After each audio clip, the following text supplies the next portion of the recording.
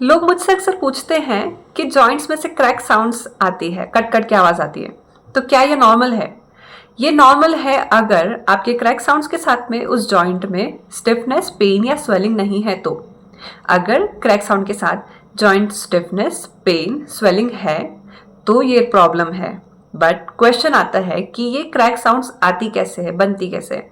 हमारे जॉइंट्स में फ्लूइड्स होते हैं, उन फ्लूइड्स में कुछ गैसेस होती हैं, नाइट्रोजन, ऑक्सीजन, कार्बन डाइऑक्साइड जैसी। तो जब हमारे जॉइंट्स पे प्रेशर पड़ता है, उस प्रेशर में इन गैसेस के बबल बनते हैं। उन बबल्स के कोलैप्स होने पे ये क्रैक साउंड्स प्रोड्यूस होती है।